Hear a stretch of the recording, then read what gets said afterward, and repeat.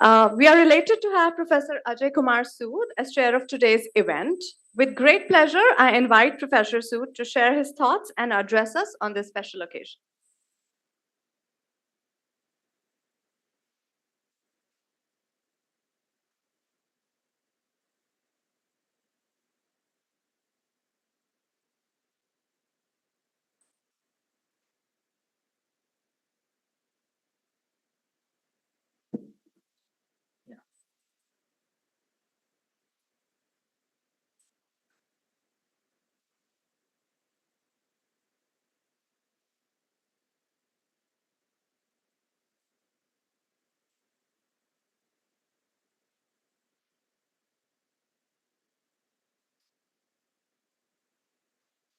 Thank you very much.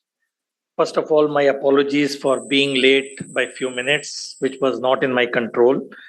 It is a privilege to stand before you on this very important function of PHFI Foundation Day in the presence of dignitaries on the dais, Mr. Ramdurai, Professor Heman, Dr. Sanjay Jodpe, and others, and all the dignitaries in the audience, and all the experts in medical field. When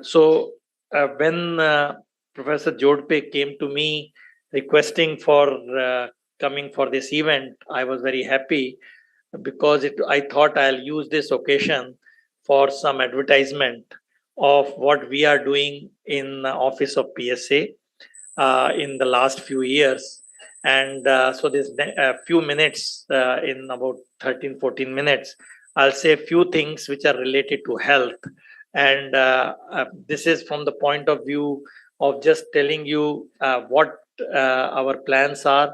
And I will be very happy if many of you can join these efforts, because it's a collective effort for the country. And we'll be very glad to partner with any of you who feel similarly. So this, okay, so it's there on. So this is looking at transforming healthcare, building a healthier, affordable future. So in particular, I will just tell you how the Office of PSA, which is given the task of providing strategic direction to science policy and science advice to some of the key policies. And this is done by two instruments. One of the instrument is Prime Minister Science, Technology and Innovation Advisory Council, PM-STIAC, and the other one is Empowered Technology Group, which I will not talk today. So this council is mandated to assess the status of various science and technology related matters, comprehend challenges, formulate interventions, and develop a futuristic roadmap and advise the Prime Minister accordingly. This, in the last few years, we have done the deliberations and we have launched 9 missions so far, which have been rolled out. Some of the important mission is like AI mission, which was launched last year with an outlay of almost 11,000 crore. This is run by MIT. Deep Ocean mission with Ministry of Earth Science, Semiconductor mission by MIT, Green Hydrogen mission by MNRE, and many other things. And recent mission, which has relevance to the health, is the One Health mission, which has been launched very recently, where ICMR is the lead. I'll say a few things on that. And the one which is launched last year on a very critical and emerging technology called quantum technologies, which is really important for strategic autonomy of a country. This has been launched. And the other missions in the pipeline, which I have written on the right side, but I'll show you one slide on a cell and gene therapy effort to be enhanced in coming years. So this audience doesn't have to be shown this slide because you are all plugged into it in more than one ways. So we all know that COVID-19 has taught even the common person on the street that we need to look at the One Health approach, where human beings are not isolated. They are in complete interaction with animals and the environment. And we need to look at the whole holistic approach, which I have shown in the slide, to really see what the solutions are for making sure that if the next pandemic comes, I hope not, we are well prepared. So this is a very unique mission which was launched last year. It does not mean that these efforts were not going on in different ministries, but what we found out was there were gaps and the interconnections between various ministries. So One Health Mission involves 12 ministries and also involves states. So far, two states are on board, Gujarat and Karnataka, and another 16 states have expressed interest to be a part of this. So this is done. There is an executive steering committee chaired by Honorable Health Minister and co-chaired by PSA, me, and there is a scientific steering committee which is chaired by PSA and secretaries of all these departments. So we have all the players like NGOs, private sector, multilateral organizations, academic institutes, international bodies like G20, and so on. So this was launched last year, and as you know, there is a One Health Institute which was dedicated by Honorable Prime Minister to nation last year. So the construction has started. This institute is in Nagpur, and ICMR is the nodal agency. So this mission will look at integrated disease surveillance, joint outbreak response to control disease at the source, pandemic preparedness in terms of disaster resilience, mock exercises, compensation mechanisms, and so on, and enabling activities, which is again very important across data, regulatory, and governance mechanism. So it has a lot of technology needs for the One Health mission. Some of it I have just indicated. We need to look at targeted R&D for vaccines, diagnostics, and therapeutics. We need to have a nimble stockpile management system. We need tools for linking local outbreaks to the information system. We need sentinel surveillance based on genomics, integrating information, GIA-based tools, federated data, and analytics. All these are integral to One Health mission, and for all this have been done now in the mission under 4 advisory groups, and the work is on. And I'm happy to say that Dr. Sanjay Jodpede is member of one of the groups on surveillance, I guess. And the first meeting recently happened, and we had a very detailed presentation by Dr. N.K. Arora on what has been outlined. So this is an effort in the last few months. It is going very well.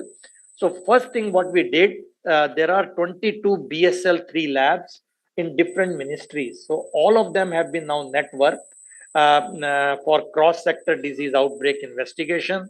And in states have been now involved. 18 of them have expressed. 2 are members of this executive council. And the first national pandemic preparedness mock drill, Vishanu Yuddha Abhyas, was held in August 24. And this Abhyas, this mock drill, gave us very, very important messages on how we have to be prepared for the next pandemic. And the next one, which is the Bird Sanctuary Wetland Project for Surveillance at Bird Human Interface, is going to be done soon this month, and so on. I will request you, we have a news magazine which we call Vigyan Dhara from our office, and this month's issue is on One Health. I think my office might have sent a copy to you. You can circulate. It looks at what is happening, how the states are doing it, and so on. So our office effort is to really keep this integration of this 12 ministries and departments and make sure that the gaps are filled. And One Health activities are also happening along with G20 In the world we live in, this the is health of people, I will not show this animals, video. This is on and One Health. environment I are will closely connected. excuse myself. When one is at risk, on our website. But just to tell you that this BSL 3 labs are already on the map on our dashboard, and we are now looking at how do we make SOPs for really looking at the usage of these labs, which are in different ministries, and some of them for animal, humans, and environment. And we must make sure that they are available at the nearest point when there is an outbreak, and not really that you have to travel across the country, the samples. Second one, in One Health mission we discussed is the focus drive for cell and gene therapy. Many of you are experts here. This is something where India is at a very nascent stage. India has only 2 approved CAR T cell products by ImmunoAct and Immunil, as compared to 430 products in US and many other in European countries. And this is what we need. So these rare diseases are not so rare actually. It's almost 10% of of this, and it's a heavy burden, because this CAR T cell therapies cost something like 4 to 5 crores. I think for David Heyman, he can convert to dollars. It's a large amount, almost $500,000, which is unaffordable in our conditions. Even in developed countries, it's not a very viable option. And our goal is in this mission, which is being formulated, to reduce the cost and bring to few lakhs. Tall challenge. Already these 2 companies, 2 things have come, which have already reduced the cost at experimental stage, but much more needs to be done. So this is something, again, all of the people felt that we need to improve our drug regulatory system. This is something a country has to have, a very efficient drug regulatory system. CIDCO, as you know, CIDSCO is involved. And we had a very brainstorming session in PM-STIAC. Based on that, many things have been done in the last 8 months. They have strengthened the inspection, streamlining coordination across multiple agencies, issuing clear guidelines across areas, and simplifying the reviewing system. Still, a lot more work has to be done, and Kaizen has been onboarded to improve CIDSCO internal processes. So this is very important for our country, because we need to make sure these regulatory mechanisms don't choke the system. And our office is helping to develop a digital architecture for something like the UPI, but I'm sure Mr. Ramdurai will appreciate more than anyone, because he has been the architect of many of this architecture. We would like a digital drug regulatory system which brings all the stakeholders on the same platform for crosstalk. For example, import, export, labs, procurement and supply chain, stakeholders, organizations involved in certificate approval and standardization, as well as other agencies which I have listed on this busy slide. But our goal is registration, approval, post-approval changes, import-export related, license approvals, enforcement, inspection, and other stages must be involved in the complete life cycle. And we would like to have this dashboard at the earliest. And this is what the work is on.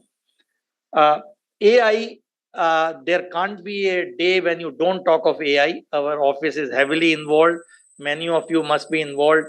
AI is here to stay in all walks of life. And healthcare is not left out. Healthcare itself has AI innovations in all these sectors which I have written, which is a subset of many other things possible, be it rare disease diagnostic, drug development, cancer research already happening in many places, medical diagnosis, virtual nursing, gene editing, health monitoring and wearables, and personalized healthcare. All this is happening in AI, and this is where we need to take a leapfrog way, that this becomes a part and parcel of our health system.